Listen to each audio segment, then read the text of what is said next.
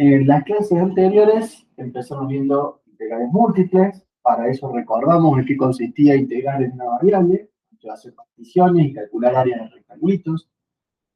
Pero eso es porque estoy calculando la integral de una variable era para calcular el área bajo el grafo de una función de una variable. Entonces, este grafo vivía en R2. Si tengo una función de dos variables, su grafo va a vivir en R3,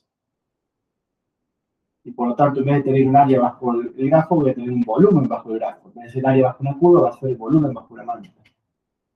En tal caso, de nuevo, hacemos particiones y voy a calcular el área de rectangulitos, calculábamos el volumen de columnitas. ¿Sí? Ese, bueno, llegamos a la fórmula de esta, la expresión, que es la que conocemos como la integral de Ricci. El paradigma de calcular volumen de columnitas es el paradigma de Ricci.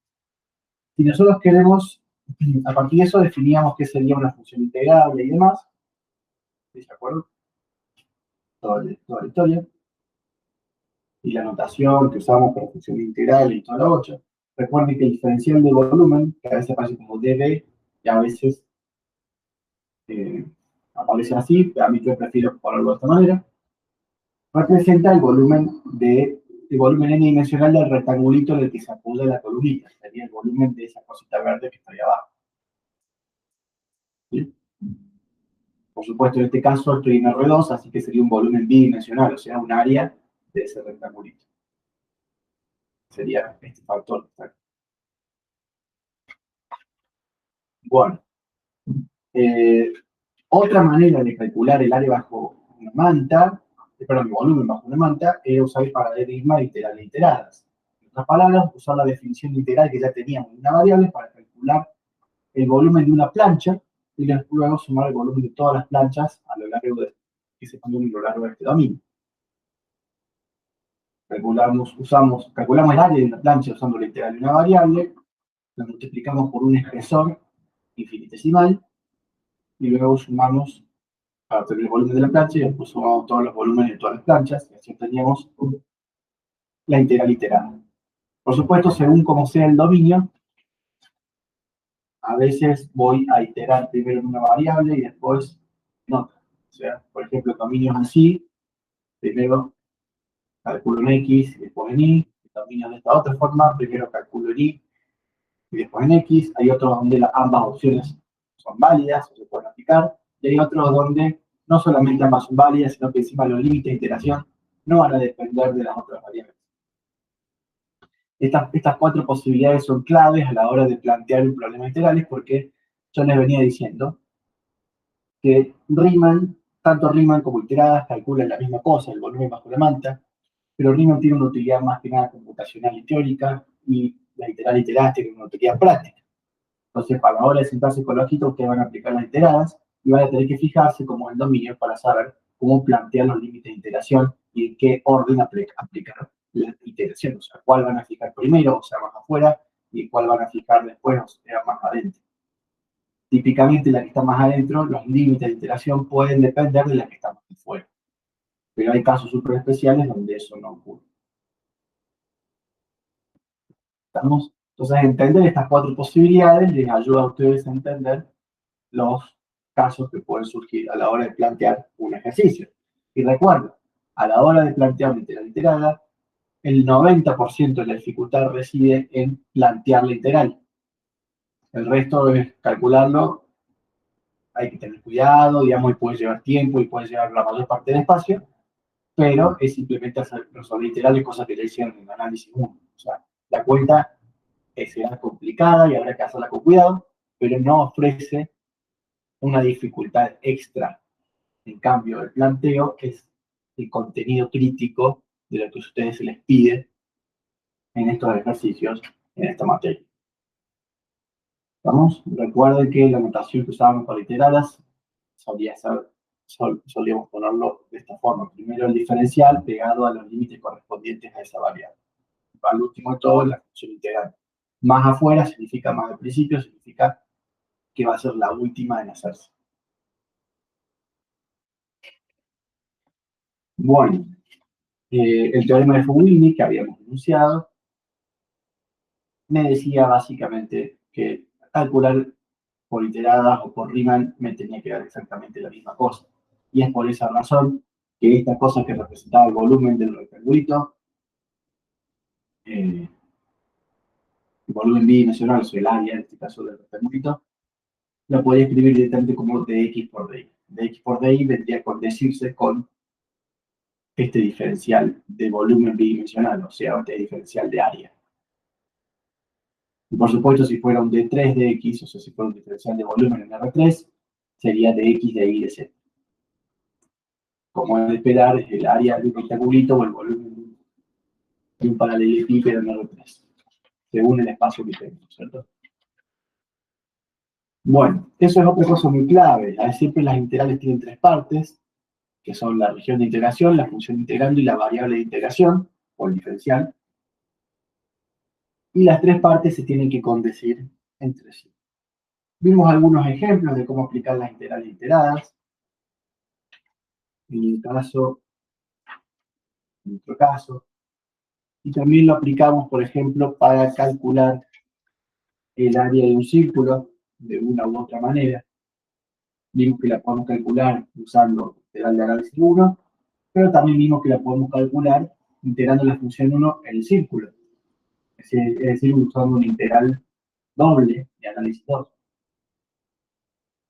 Vemos que ambos planteos son equivalentes. En general, calcular la integral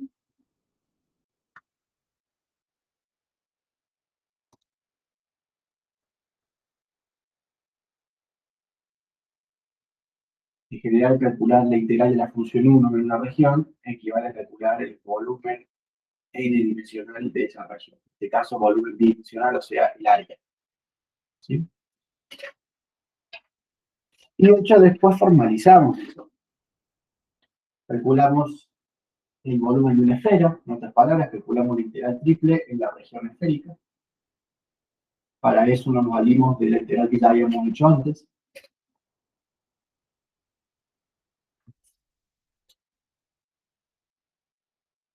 Hicimos algunos ejemplos como estos en las clases de consulta, donde calculamos otros volúmenes que figuran ahí en la guía de trabajo áulico, que están ahí en el material de la cátedra.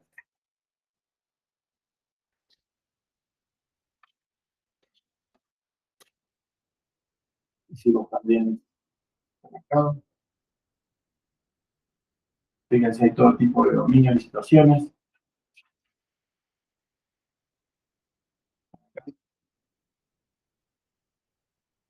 En todos los casos yo voy dibujando el dominio y tratando de interpretar de dónde va cada variable, dependiendo de cuál fijo primero y cuál fijo después. A veces lo hago de las dos maneras para comparar. En definitiva, la clase pasada, habiendo pasado por todos estos ejemplos, vimos algunas igualdades y desigualdades fundamentales, que son totalmente intuitivas, pero viene al dedo pensar, por si alguien se genera alguna confusión, te las manos. Básicamente son las propiedades que tienen integrales a la hora de hacer cuentas. Quizás las más importantes de todas son las que están marcadas con un círculo rojo. Esta que está acá y esta otra que está acá. O sea, las propiedades de linealidad y la propiedad de que las integrales de distintas regiones se hace directamente la suma de las integrales. O se resta la parte que se superpone. Otra cosa,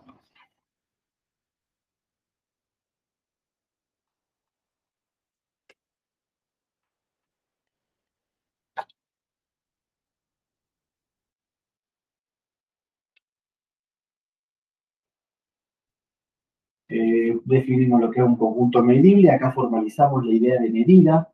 Es la medida de un conjunto que vendría a ser su volumen n-dimensional. Decimos que un conjunto tiene medidas y podemos integrar la función 1 en ese dominio. ¿Sí?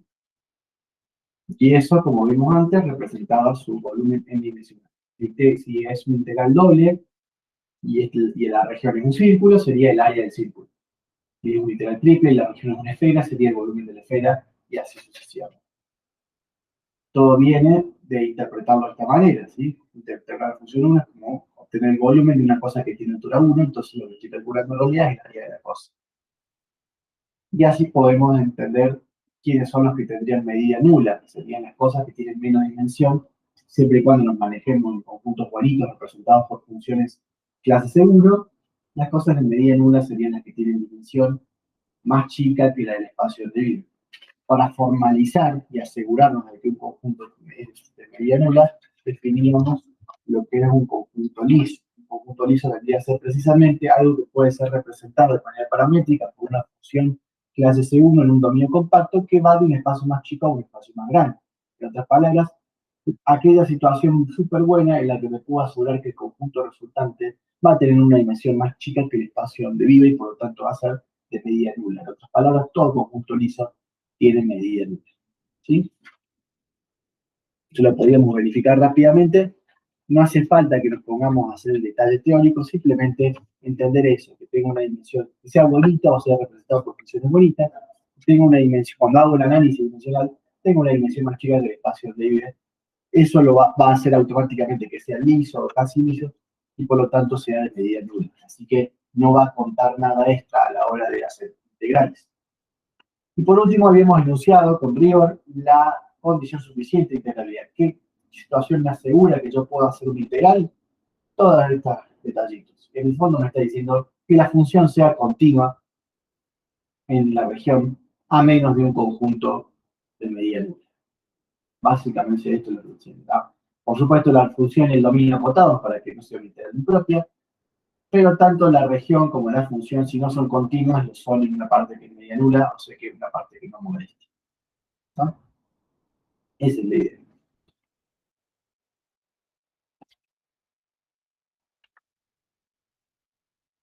También habíamos visto la clase pasada el cambio de variable, que vendría a ser la parte más importante de esta unidad, y el último capítulo. Habíamos repasado un poco en qué consistía la sustitución en una variable, y habíamos extendido esa idea con sus respectivas condiciones a varias variables, con la salvedad de que tenemos que poner techito a todo, como siempre, pero además, en vez de tratar la G' acá como un numerito, la trato como el jacobiano del cambio de variable, que sí o sí va a tener que ser un campo vectorial, o sea, una función de Rn en Rn. Recuerden que siempre hay tres partes de integral y se tienen que condensar entre sí. Cuando la variable es x, la región tiene que ser aquellos puntos recorridos por la variable x. Cuando la variable es u, la región tiene que ser aquellos puntos recorridos por las variables u. ¿Tá? Por supuesto, no hay que estar encontrando este conjunto, sino que hay que estar planteando la iterada de manera que la variable u recorra los valores correspondientes. Para entender un poco eso, bueno, acá hemos explicado por qué aparecía el jacobiano, pero para entender un poco cómo aplicarlo y cambio de variable, ahí hemos hecho algunos ejemplos. Por ejemplo, si el problema que en cuestión tiene simetría esférica, me conviene hacer un cambio de variables a coordenadas esféricas.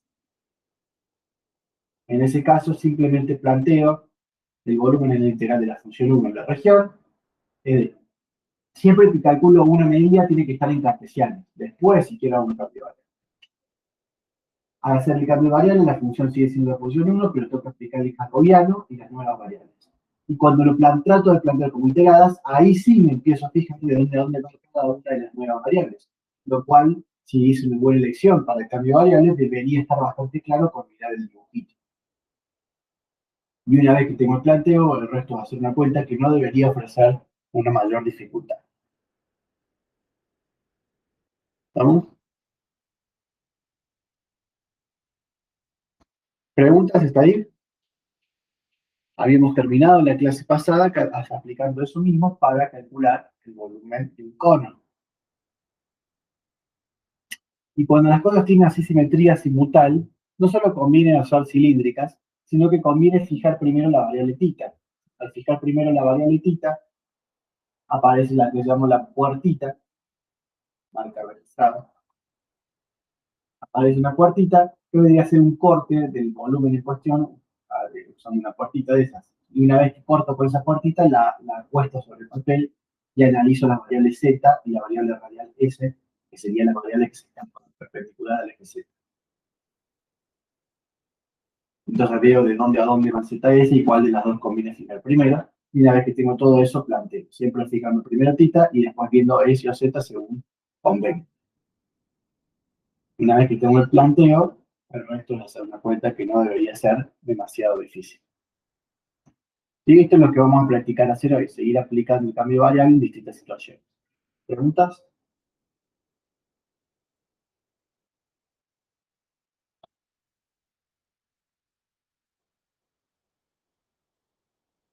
Bueno, vamos con otro ejemplo entonces. Vamos al ejemplo que les había anticipado la que se pasaron, que es el ejemplo del helado. Porque si hay una buena manera de empezar la semana es con un helado. ¿Qué opinan ustedes? Helado de Kinder bueno, con Ferrero Rocher y huevo Kinder, con mascarpone. Menta granizada, dice Agustín Salinas. Algunos dirían que es un hereje, pero bueno, bien como son los gustos.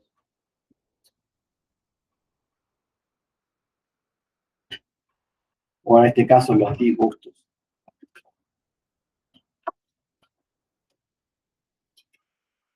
Admito que he probado la menta granizada, pero no me hace tan feliz como los otros gustos.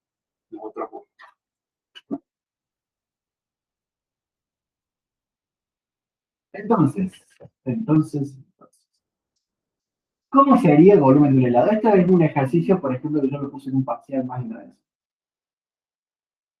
Obviamente este año no lo voy a poner porque se lo estoy dando como ejemplo en la clase. Pero para que vean qué tan difícil puede ser un parcial, más difícil que esto no va a ser un ejercicio de parcial. ¿Sí? Eh, ¿Cómo sería el helado? Sería el volumen encerrado entre una esfera, que es lo que está en rojo, y un cono, que es lo que está en azul. ¿Sí? Y quedaría esa cosa que abajo tiene un punto y arriba tiene una bocha, por así decirlo. Cuando pasa algo así, ustedes lo que van a tener que encontrar por su propia cuenta es cuál es la intersección de ambos. O sea, ustedes van a tener que hacer el análisis gráfico, entender cómo es la región y saber cómo definir sus límites para poder integrarlo. Como hay una simetría azimutal, o sea que pareciera que la figura está girada alrededor del eje Z, conviene aplicar cilíndricas y conviene hacer el corte con la puertita. ¿Sí? La ecuación de la esfera, o sea, de la región roja esta, va a ser x cuadrado más y cuadrado más z cuadrado igual a 1, o sea, va a ser una esfera de radio 1. Y la ecuación del cono, yo se las doy, o le puedo dar algo, una información lo suficientemente clara para que ustedes la puedan obtener, esta ecuación. En este caso se las estoy dando. La ecuación del cono sería esta que está acá. Pero por supuesto, como me interesa solamente el cono de arriba, no el de abajo, pueden despejar z y queda esto que está acá. Raíz de 3 por la raíz de mi cuadrado más i cuadrado. ¿Okay? Una vez que tengo las ecuaciones de las ambas superficies que delimitan el helado, ahora sí, voy a cortar el helado con una puertita, me fijo cómo queda la intersección entre esa puertita y el helado y la apoyo sobre el papel a la puertita. ¿Pueden ver que la intersección va a tener esta pinta? ¿Se dan cuenta? Porque una vez que la apoyo, copio de vuelta. La parte del cono sería el azul y la parte de la esfera sería la roja. Por supuesto, lo que me interesa es el volumen abajo de la esfera y arriba del cono, que es este volumen que está pintado en verde. Como yo corté con la cuartita, está claro que la variable más independiente va a ser la tita. Pero una vez que yo fijé la tita, o sea, que fijé una cuartita, tengo que ver qué me conviene que sea más independiente, Z o S. ¿Qué opinan ustedes? Me conviene fijar Z y ver de dónde a dónde va S. O sea, por ejemplo, fijo este Z y veo que se va desde este eje hasta el rojo. Y si fijo Z por acá, veo que S va desde este eje hasta el azul. O me conviene fijar S, que por ejemplo fijo S acá y veo que Z va del azul al rojo. ¿Qué me conviene más?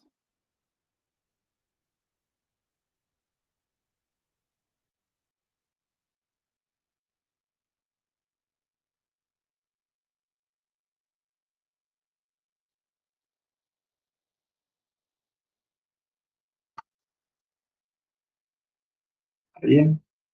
Acá me dice Magalí ese. Y sí, porque siempre que esté la disyuntiva, hay todo tipo de dominios, ¿cierto? Pero a veces da lo mismo una a la otra. Y a veces, como en este caso, si yo fijo Z, hay una parte donde si fijo un Z que está, por ejemplo, acá, si fijo un Z por acá, el S va a ir desde el eje hasta el rojo. En cambio, si fijo un Z por acá, el S va a ir desde el eje hasta el azul. Entonces voy a tener que plantear dos integrales distintas. Una para esta región y otra para esta otra. Y voy a tener que calcular, por supuesto, dónde empieza una región y termina y dónde empieza la otra. O sea, voy a tener que calcular quién es este punto. Que se puede calcular, es el punto de intersección entre ambas, es el punto donde la Z vale tanto lo rojo como lo azul. En otras palabras, donde se cumple la ecuación roja y al mismo tiempo, la ecuación roja es esta, ¿no es cierto? Yo lo que hice acá fue traducir las condiciones originales de la ecuación original de la esfera a las nuevas variables, cosa que no es nada difícil, ¿no es cierto? Porque x cuadrado más y cuadrado es el radio s al cuadrado. Eso traducir la ecuación de la esfera a cilíndricas no es nada difícil. Y traducir la ecuación de cono a cilíndricas tampoco lo es. ¿No? Este sería z igual a raíz de 3 por s. Acá está, perdón. Z igual a raíz de 3 por s. ¿Sí? Recuerden que la norma en xy es el s. Entonces, si la ecuación de la esfera es esta, que despejando z se obtiene esto. ¿Sí? Porque doy la parte positiva. Y la ecuación de cono es esta otra. Igualando ambas, obtengo que s cuadrado más z cuadrado, pero z cuadrado es nada más y nada menos que 3s cuadrado, es igual a 1. O sea, 4s cuadrado es igual a 1, o sea que s vale un medio. ¿Sí? O sea que el punto de intersección, s tiene que valer un medio. Eso van a tener que encontrar las coordenadas de los puntos de interés, porque está claro que todo empieza en 0, 0, está claro que todo empieza en 0, 0, pero tenés que ver hasta qué valor de s y de z llega. Está claro que todo termina con la esfera de radio 1 en z igual a 1, pero las coordenadas de este punto las tienen que calcular. ¿Cómo las calculan? Tienen que ver la intersección entre esto y esto. Se agarran la ecuación en las nuevas coordenadas de la parte roja, la ecuación de las nuevas coordenadas de la parte azul y las igualan. ¿Sí? Al igualarlas, esta con esta les queda esta puertita de acá. Entonces eso les tira quién tiene que ser el S, que es un medio, y si ese vale un medio, lo reemplazan acá y les queda que tiene que ser el C. O lo pueden reemplazar acá también. ¿Está? Entonces ustedes deberían ser capaces de llegar solitos hasta la coordenada de este punto. Pero una vez hecho todo esto, está claro que acá, si quisieran fijar primero z, tendría que ir para z entre 0 y raíz de 3 sobre 2, el s va entre el eje, o sea, entre 0 y la cosa azul. En cambio, para z entre raíz de 3 sobre 2 y 1, el s va a ir entre el eje y la cosa roja. Entonces van a tener que plantear un integral para acá abajo y otro integral para acá arriba. Y se les va a complicar seguramente, no solamente porque están calculando dos integrales de una, sino también porque seguramente ese planteo va a quedar más complicado. En cambio, si plantean de entrada que el S va entre 0 y un medio y el Z va entre el azul y el rojo, cosas que ya de hecho ya la tienen despejada, al azul y el rojo, entonces seguramente les va a ser más fácil. Entonces vamos a intentar hacer eso último. Vamos a intentar plantear primero, bueno, tita ya está, primero tita, después S y después Z. Entonces repasemos. Grafico la región. Me doy cuenta, paso número 1, grafico la región y me doy cuenta de que tiene simetría simultánea, por lo tanto voy a usar simetría. Paso número 2, corto con una puertita, porque al tener simetría cilíndrica, conviene cortar con una puertita, o sea, fijo primerita, y lo apoyo sobre la hoja. ¿Sí?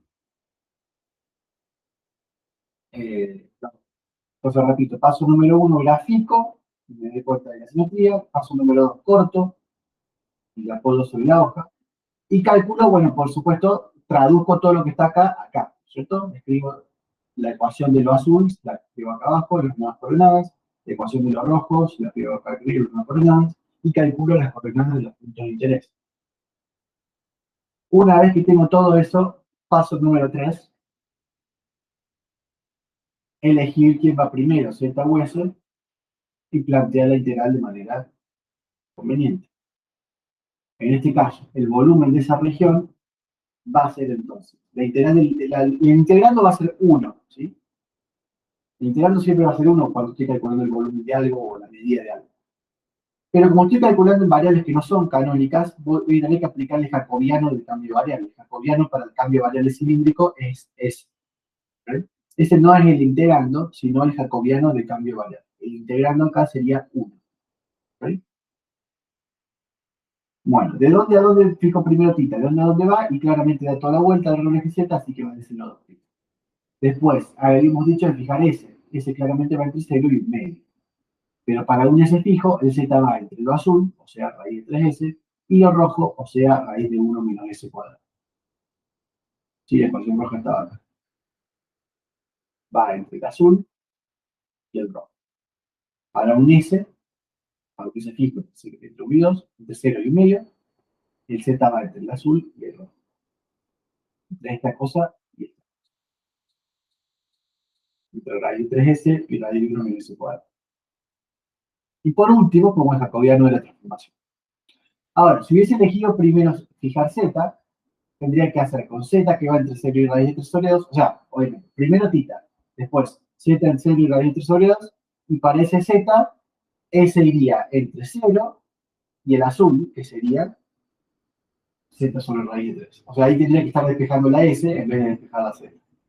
¿Sí? En vez de despejar los límites de Z como función de S, debería, si pongo el S al último, debería despejar los límites de la S como función de Z. ¿Vamos? Una vez que llevo este posteo, el resto solamente hace una cuenta. Entonces quiero saber, hasta ahí se entiende, paso número 1, dibujo, pongo las ecuaciones de las regiones de interés, interpreto cuál es la simetría y por tanto qué coordenadas me conviene usar. Paso número 2, aplico la simetría, fijando el primero, la pongo sobre la hoja, traduzco las ecuaciones de cada región, calculo las coordenadas de los puntos de interés. Paso número 3, elijo si C elijo como más independiente de S o Z, y planteo los límites laterales según convenga, despejando también según convenga. Si elegí poner S primero, despejo los límites de Z con función de S. Si elegí poner Z primero, despejo los límites de S con función de Z. Entonces, fíjense, el primer paso es analizar el problema por 3 dimensiones. El segundo paso, analizar el problema con 2 dimensiones. Y el último paso, plantear la integral.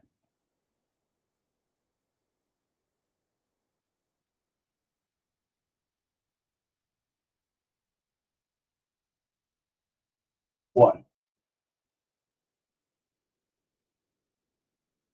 ahora, yo bien cómo es la integral, porque por hacer esta cuenta puede que haya atajos, y de hecho hay en este caso.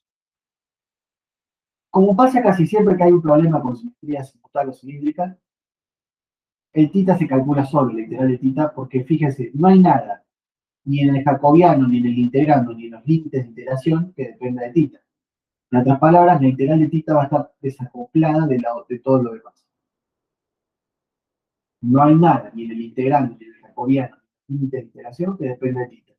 Así que el integral de tita va a estar desacoplado de todo. Sea lo que sea que calcule acá, no va a depender de tita. Entonces lo puedo sacar como constante afuera del integral de tita.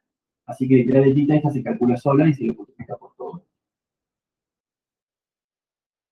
Así que calculemos la de entrada, así nos lo sacamos encima.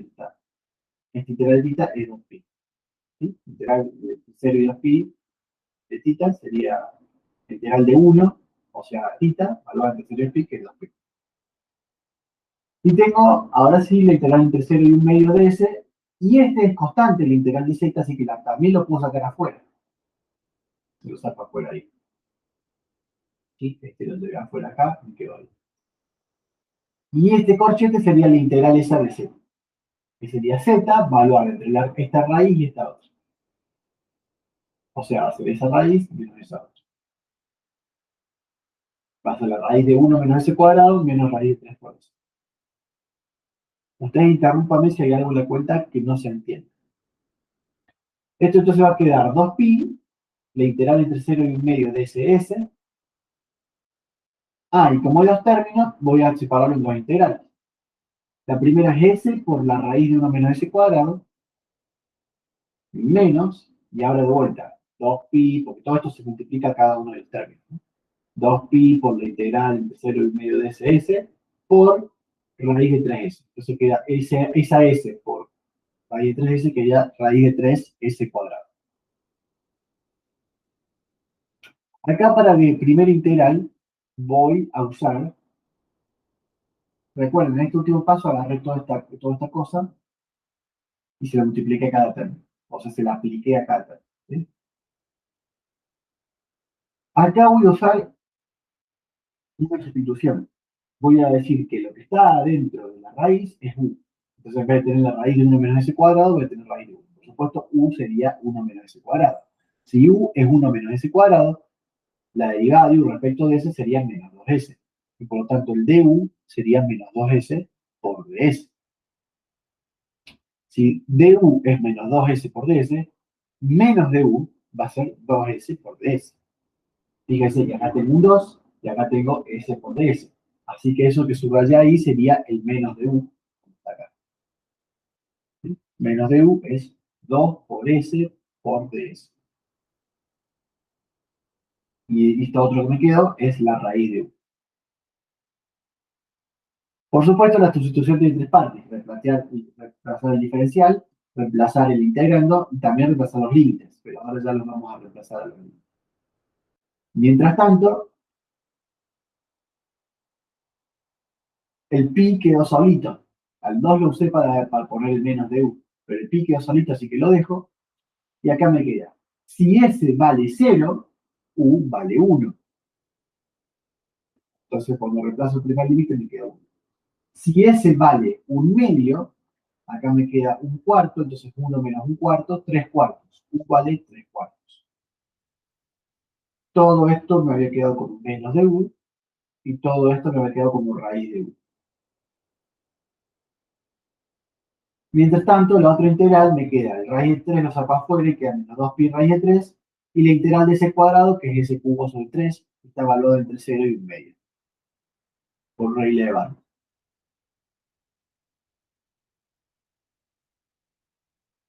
Un pequeño detalle. Cuando yo aplico una sustitución, me tengo que asegurar de que sea inyectiva la sustitución. La función 1 menos s cuadrado en principio no es inyectiva. Esto es una parábola que va para abajo y es así. O sea, no es inyectiva. Para un mismo valor de u hay dos valores distintos de eso. Pero en la región que a mí me interesa, que es con s entre 0 y 1 medio, porque de hecho s es un valor positivo porque es un radio, la región que a mí me interesa, que es entre 0 y 1 medio, los valores de s entre 0 y 1 medio, esta función, esta parábola 1 menos s cuadrado, sí es inyectiva, porque me estoy quedando solamente con este pedacito. Lo importante es que la sustitución que uso sea inyectiva en la región que a mí me interesa. ¿Está claro? De esa manera, ¿quién es el valor de u? Queda unívocamente determinado por la formulita E. No queda otro. ¿Sí?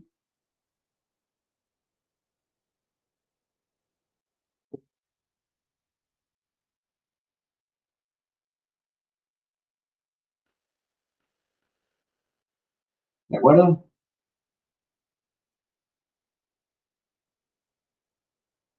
Bueno,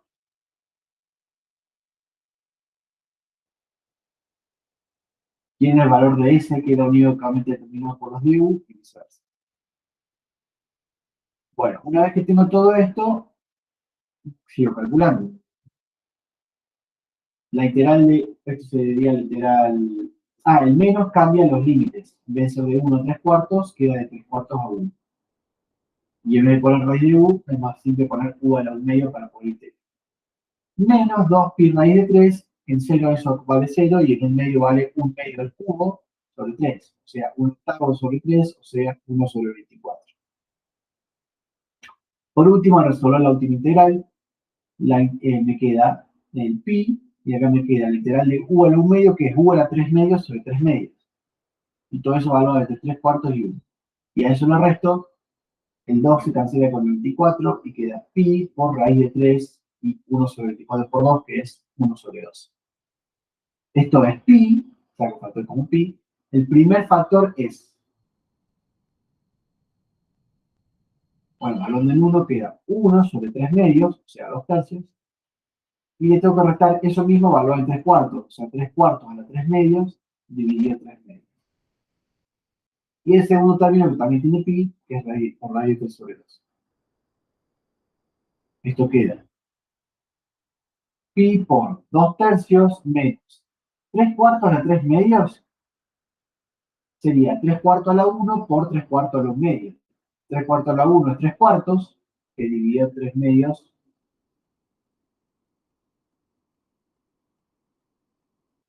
a ver, 3 cuartos a la 3 medios. Sería 3 cuartos a la 1 por 3 cuartos a la 1 medio. Si hago 3 cuartos dividido 3 medios, es lo mismo que multiplicarlo por 2 tercios, que me queda 1 medio. Ah, no, saqué la raíz de 3 cuartos acá. ¿O no? A ver. No, lo hice de otra manera acá. Acá lo que hice fue hacer, primero, elevar el 3 cuartos a la 1 medio. Elevando 3 cuartos a la 1 medio me queda raíz de 3 arriba y raíz de 4 abajo, o sea 2. Entonces esto tengo que poner raíz de 3 sobre 2 elevado al cubo. Y como está dividiendo por 3 medios, es lo mismo que multiplicando por 2 tercios. Y le resto esto. Y acá me queda pi por 2 tercios menos, y esta cosa me da raíz de 3 cubo, es 3 raíz de 3, que se cancela con este 3 y me queda raíz de 3. Y 2 al cubo, que es 8, que con el 2 de arriba queda un 4. Como esto es lo mismo que decir 3 raíz de 3 sobre 12, y multiplicado por pi, al restarle una raíz de 3 sobre 12 multiplicado por pi, me quedan 2 raíz de 3 sobre 12 multiplicado por pi. Bien, yo.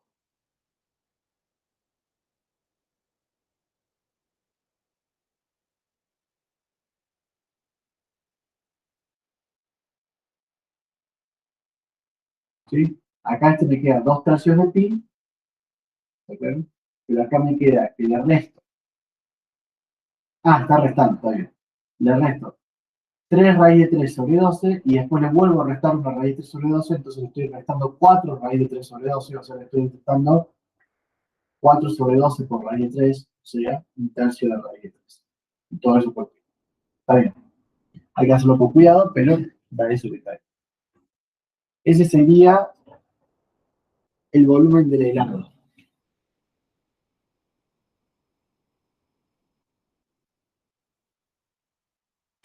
Típicamente, cuando ustedes reciben estos ejercicios, para asegurarse cómo les da, se lo pueden escribir al graficador o al programa que ustedes tengan, el MUPAD, el Matemática, el que sea.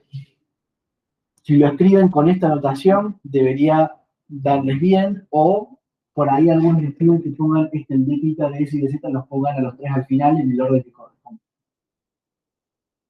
¿Sí?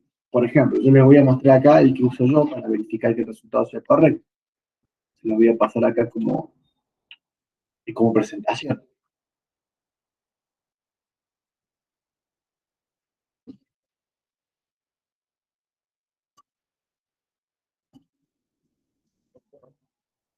Fíjense cómo lo voy a escribir. ¿Pueden ver la presentación? Sí, ya se está viendo, profe. La integral me da la integral entre 0 y 2pi de theta, la integral entre 0 y 1 medio de s, y la integral entre raíz de 3s y raíz de 1 menos s cuadrado de z. Y el jacobiano, que era s. Acá no me lo interpreta si se lo escribo así. Fíjense, le pido que me lo calcule y no me hace una cuenta confiable porque me queda en función de ese. No, ¿por qué? Porque este programa sintácticamente interpreta que acá hay una sola integral al último. Entonces se fija quién es el último diferencial que aparece y hace solamente esta integral, por así decirlo. Para que interprete de la manera correcta, este programa se lo tengo que poner así. Sí, igual que está, pero ir poniendo las diferenciales en el orden que corresponde. O sea, primero pongo el integrando, en este caso jacobiano, mejor dicho, que es ese, y después voy poniendo. La primera integral que calculo es esta, entonces le pongo dz primero. ¿No? La segunda, entonces quedaría, esta es una sola integral. A esa integral, la segunda que calculo es esta, entonces le pongo el ds después. Y la última integral que calculo, lo saco de acá, digamos. La última integral que calculo es la de tita, entonces le pongo el de tita al final. Y ahora sí, ahí me lo debería calcular. Perdón, ahí. Ah, acá hay un problema de sintaxis en algún lugar, a ver si lo fijo. Ahí, un medio. A ver ahí. No, todavía no me lo interpreto. A ver ahí.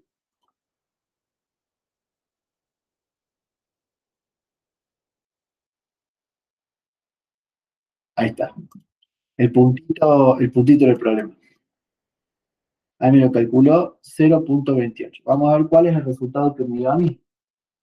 El resultado que me dio a mí era 2 tercios de pi menos un tercio de pi por raíz de 3. Es lo mismo. ¿Está? O sea que lo hice bien. ¿De acuerdo?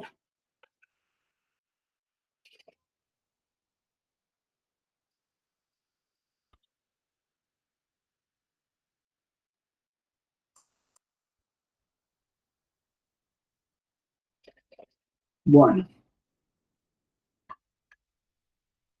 por supuesto, en un parcial no van a poder usar la computadora,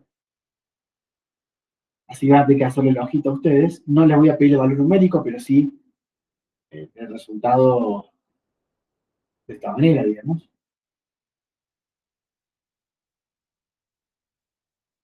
Pero la cuenta va a ser siempre sencillita, no debería llevarles más que algo de este tipo, o sea, una página. ¿Sí? No debería superar este nivel de complejidad.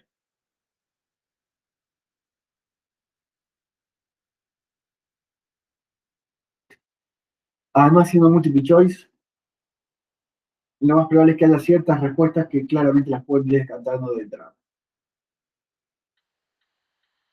¿Preguntas sobre este ejemplo?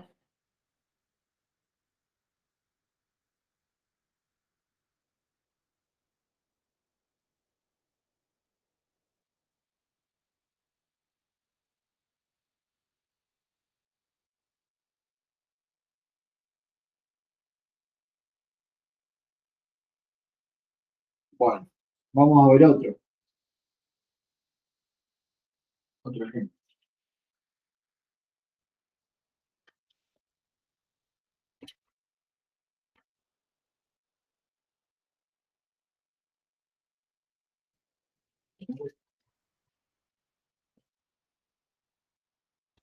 Ejemplo para valientes. Calcular el volumen del cono usando esféricas. Nosotros lo calculamos usando cilíndricas, la clase pasada. ¿Verdad? Los valientes lo calculan usando esféricas. ¿Se le animan? La otra opción es calcular el volumen de un dedal.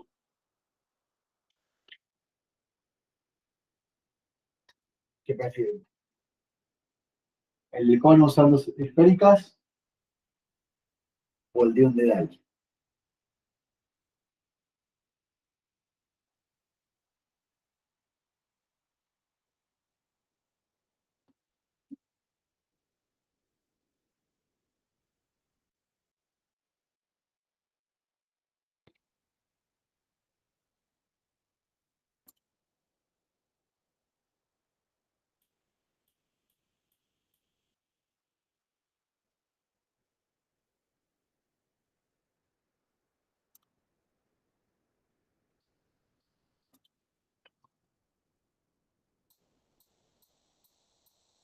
Bueno, como el único que respondió, hijo de Dal, acá dice de Dal, vamos a hacer el de Dal.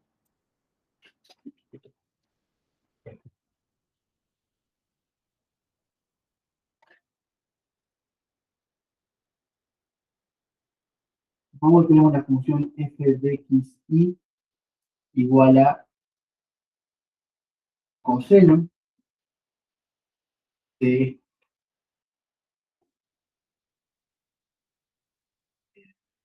x cuadrado más y cuadrado.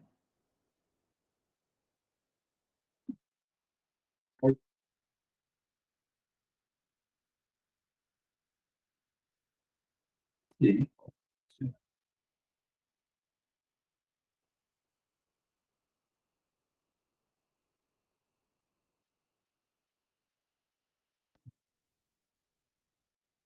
pero vamos a ponerlo otra vez.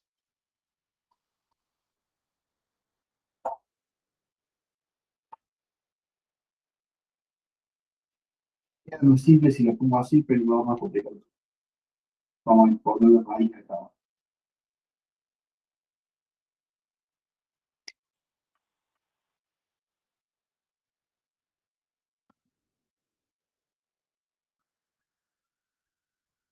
Que el dominio de iteración sea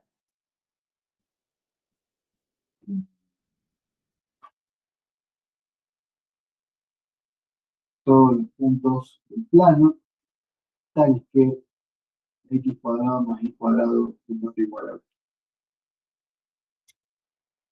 Entonces lo que vamos a hacer es interpretar gráficamente quién es ese dominio de iteración y quién es el grafo de la función. Como la función depende de la norma, me conviene ya de entrada va a tener seguramente una simetría cilíndrica. Entonces me conviene la norma llamarla S. Puedo pensar que F es función de S. Entonces, el dominio, y acá dibujo primero quién es el dominio y después veo quién es el grafo. Porque el dominio sería,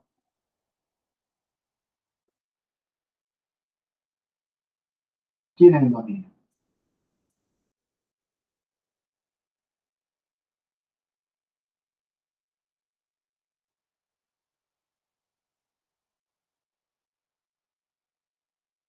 ¿Quién es el dominio?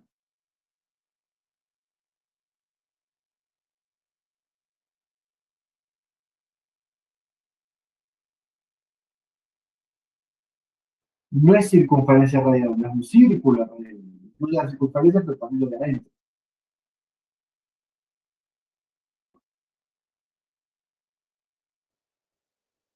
Todo esto es lo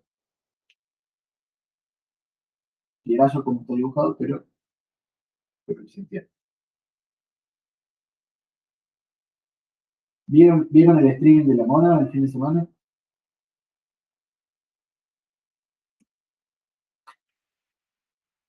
Viernes.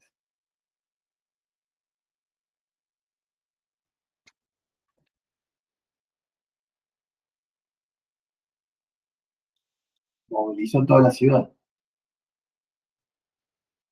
Uno iba por la calle y estaba todo el mundo por el vino y el asado. Se escuchaba de afuera del. Bueno, vamos de cuenta que eso es un círculo. Eh, entonces, ese es el dominio donde itera, pero ¿quién sería la función? Bueno, como la función depende de ese, me conviene graficarla así. Z igual a f de s como función de s.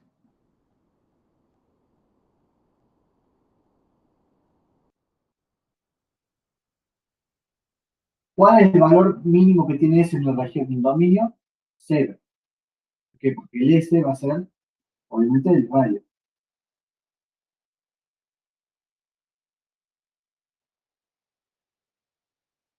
Por supuesto tiene radio 1, pero digo, si lo tomo hasta ahí, ese sería radio s. El radio más chico posible es 0 y el radio más grande posible es 1. Entonces, 0 S va entre 0 y 1. Y como la función es el coseno de S, sería... Ah, acá me confundí. Para que sea un dedal de en serio, no tendría que poner x cuadrado más y cuadrado menos igual. O mejor dicho, debería cambiárselo acá. Acá lo voy a cambiar, en la definición de la función. Sería el coseno de pi sobre 2 por S. O sea, a esta cosa la voy a multiplicar por pi sobre 2. Entonces, cuando S vale 1, me queda el coseno de pi sobre 2, que es 0. Entonces, el grafo sería acá. Y cuando S vale 0, me queda el coseno de 0, que es 1. Por supuesto, esto tiene forma de coseno, o sea, que va a ser así.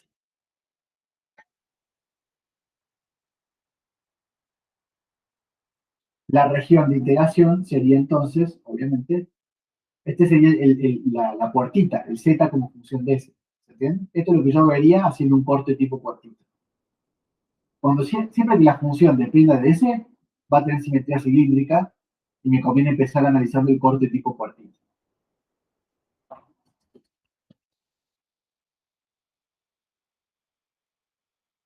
¿No?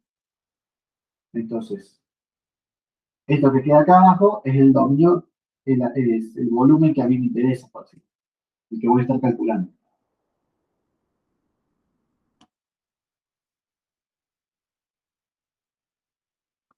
La ecuación de esto es z igual a f de x.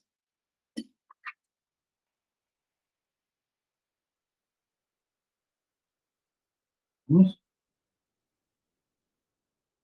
Bueno, ahora sí lo interpreto en R3, porque siempre que yo tengo algo de simetría cilíndrica, o sea, una función como función de S, todo lo que tengo que hacer es agarrar esto y girarlo alrededor del eje Z. Porque si este va a ser el corte de puertita, para entender qué forma va a tener el grafo y el volumen, tengo que agarrar esto y girarlo alrededor del eje Z.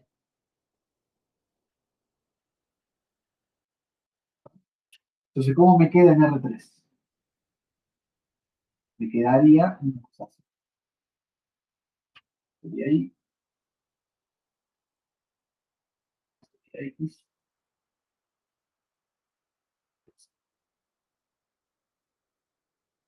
Vamos a dibujar el dominio.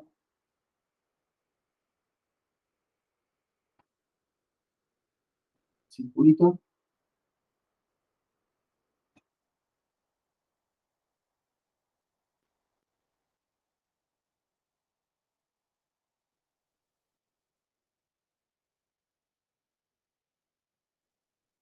Y el dedal va a empezar acá en 1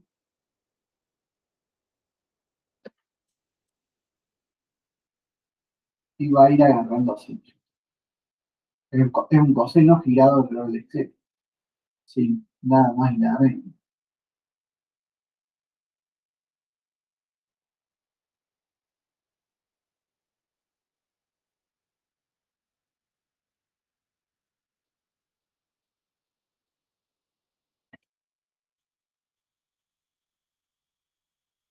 Esta sería la manta, que es el grafo de la función esta.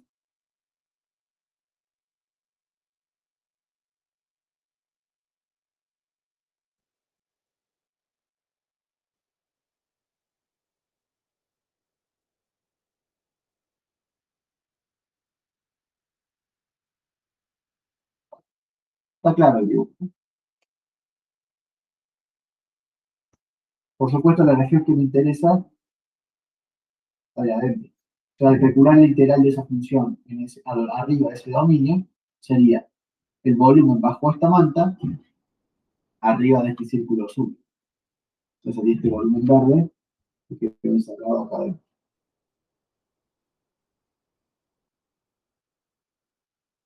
Como ven, tiene una forma de dedal, por así decirlo.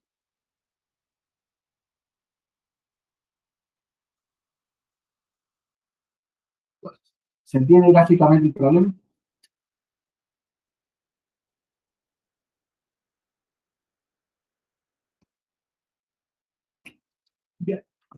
Todo lo que queda es plantearlo. Por supuesto, ya hicimos la parte de cortar con la puertita. Eso no. Si más lejos, lo hicimos antes incluso de dibujar el grafo. Cortamos con la puertita.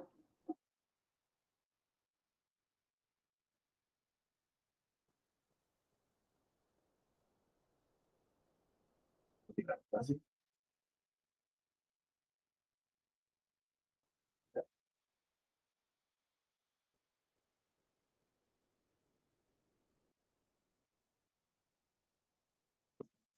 Me quedaría un corte de este tipo.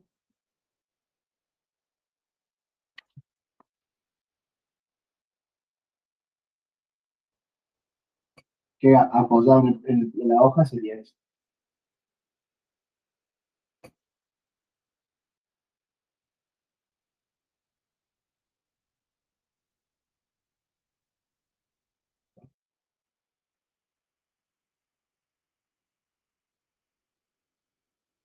Bueno, entonces, ¿cómo planteo acá? Debería empezar poniendo,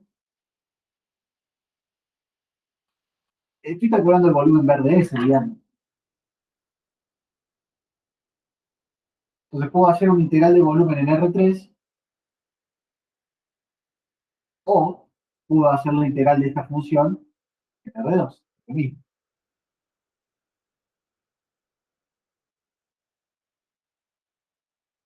Plantémoslo como volumen de R3 primero, porque es un volumen de R3 el que estoy calculando. Sí, el área bajo la manta de esto arriba esa cosa. El volumen, perdón. Acá tengo que, como es simetría cilíndrica, fijo primero el tita. Entonces planteo el tita y entonces digo, una vez fijada el tita, está claro que z está como función de z. Ese también lo puedo ver como función de z. Claro. Puedo verlo.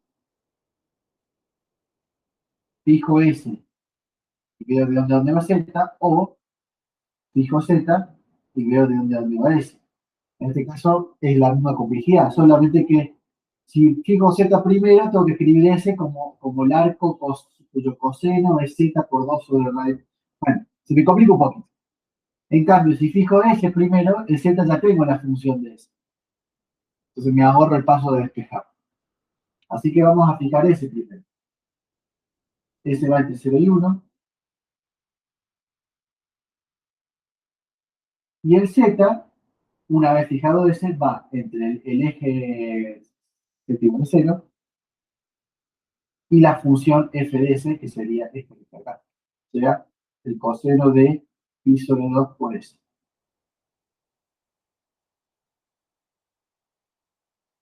Y pongo el jacobiano.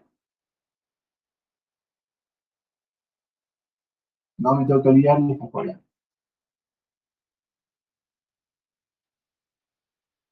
Por supuesto, el S sale afuera de la integral de Z y no hay nada acá que dependa de tita, así que la integral de tita se hace sola.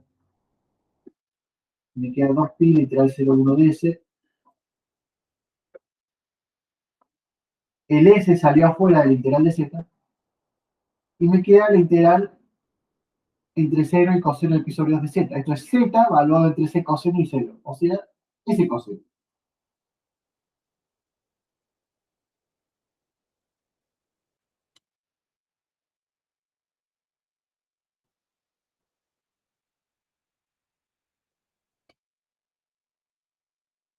¿Cómo quedaría si lo hubiese planteado en R2? Bueno, antes de que termine de resolverlo, yo creo. ¿Cómo quedaría si lo hubiese planteado en R2? Si lo hubiese planteado en R2,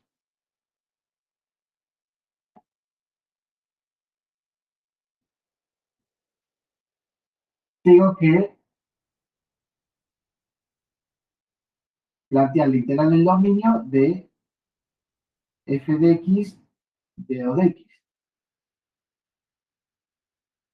Entonces, en vez de plantearlo como el volumen directamente, lo planteaba como la integral de esta función en esa cosa.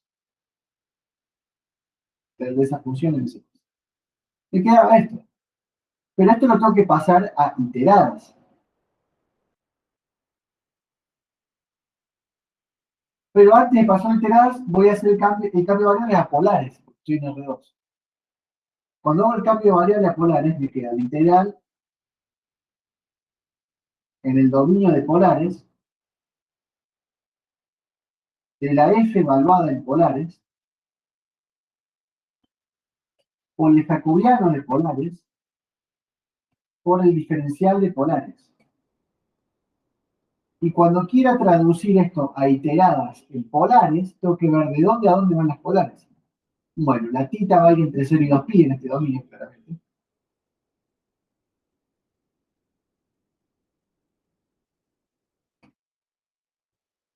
Y la S, claramente va entre 0 y 1.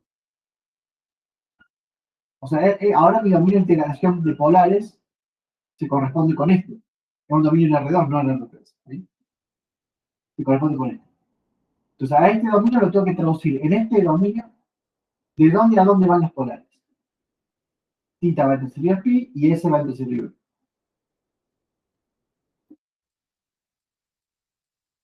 Entonces, pongo la función en las nuevas coordenadas polares, que es el coseno de S por pi sobre 2.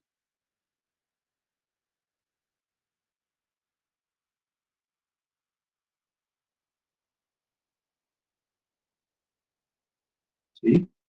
Y pongo también el jacobiano de polares. Y fíjense que el diferencial de polares ya está con esos dos. El jacobiano de polares ya está. Y la función evaluada en polares ya está.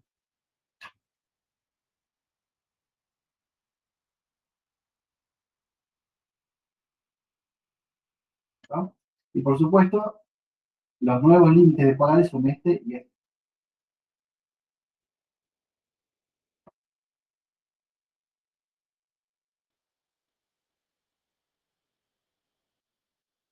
El D2X encierra tanto el azul como el verde.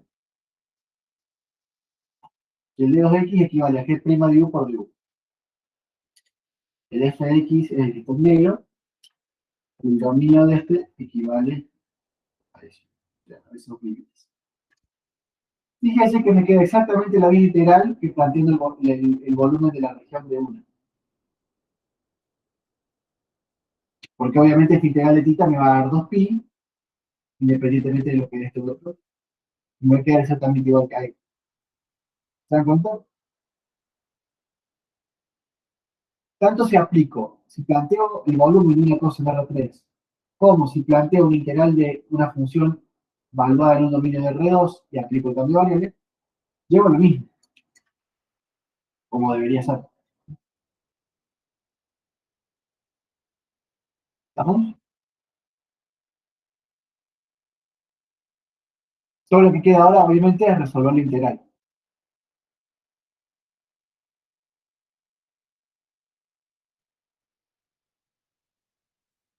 ¿Preguntas hasta ahí? ¿En el planteo? Por supuesto, es porque este volumen de R3 lo puedo pensar como el volumen bajo un grafo, pero hay volúmenes que no los puedo pensar como el volumen bajo un grafo. Por ejemplo, el que habíamos visto acá, en vez de ser el volumen bajo un grafo, es el volumen entre dos grafos. Lo puedo plantear así, o lo podría plantear como la diferencia entre una función f y una función g, que es de hecho lo que tengo acá.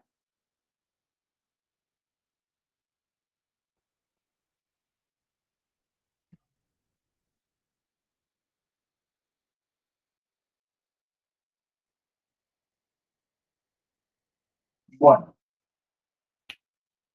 haciendo la cuenta, salvando este paréntesis, sigamos donde dejamos. Haciendo la cuenta, me queda 2pi,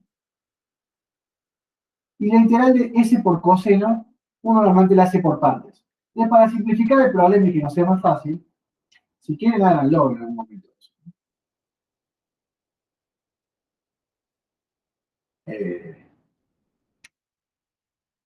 por eso yo al principio le había puesto sin la raíz, porque ahí es más fácil, ahí hacer una sustitución de u igual a s cuadrado y listo, sale el toque.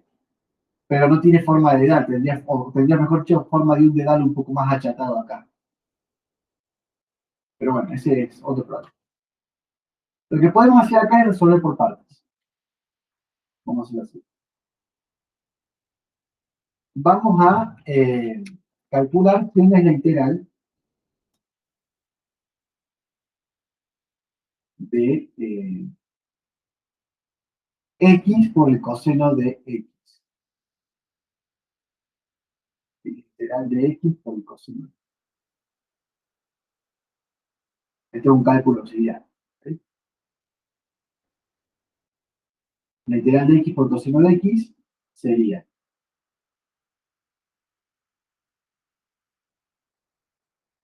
sería x, la integral del coseno seno, sería x por seno de x, menos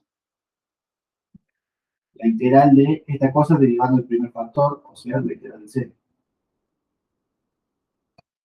¿Está?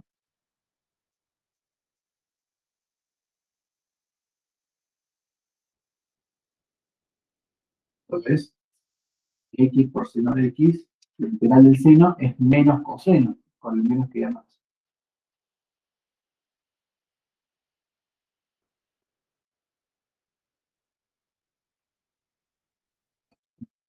Ahora sí, salvando ese paréntesis, estoy en condiciones de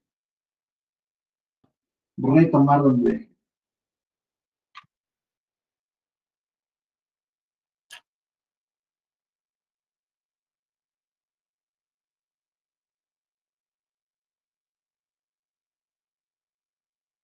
Me quedo 2pi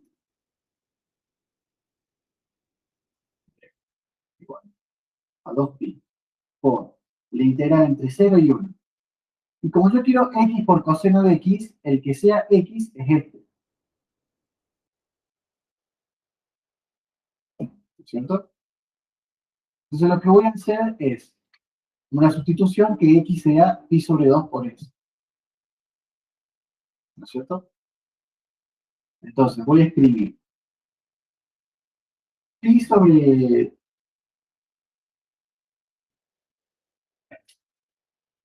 pi sobre 2 por s por coseno de pi sobre 2 por s, pero como ese pi sobre 2 lo estoy metiendo de yapa, multiplico por 2 sobre pi como para cancelar. ¿No? Entonces así no estoy cambiando nada de lo que está acá. Y por último me comí el ds. Ahora sí, esto es x, esto es coseno de x, y esto lo puedo sacar afuera. De hecho, si x es igual a pi sobre 2 por s, entonces dx es pi sobre 2 por ds. O lo que es lo mismo, ds es 2 sobre pi por dx.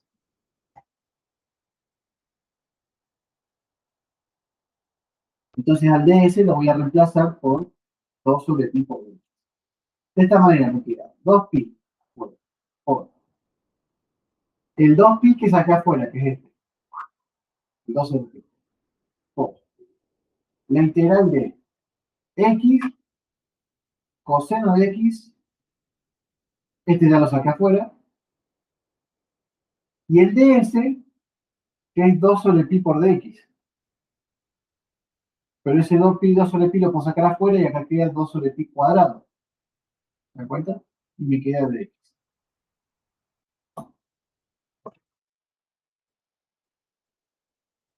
Esto, de aquí, esto que estaba acá, perdón, es 2 sobre pi por dx. Entonces me quedó 2 sobre pi al cuadrado, que salió afuera. Y me quedó x coseno de x de x. Cuando s vale 0, x vale 0. Cuando s vale 1, x vale pi sobre 2. Y como vimos en el cálculo auxiliar, esto sería 4 sobre pi cuadrado, se cancela con este pi, queda 4 sobre pi por 2, 8 sobre pi. Y acá queda la integral entre 0 y pi sobre 2 de esto. Pero la primitiva de eso es esta. Entonces queda x seno de x más coseno de x entre 0 y pi sobre 2. Y esto es, en 0, el primer término se hace 0, y en pi sobre 2, el segundo término se hace 0. Me queda 8 sobre pi. En pi sobre 2 queda pi sobre 2 por el seno de pi sobre 2, que es 1, menos, el coseno de pi sobre 2, que es 0. Menos, todo esto valora en 0. El primer término se hace 0, pero el otro se hace 1. Por supuesto, el primero me da 8pi sobre 2pi, o sea, 4, menos 8 sobre pi.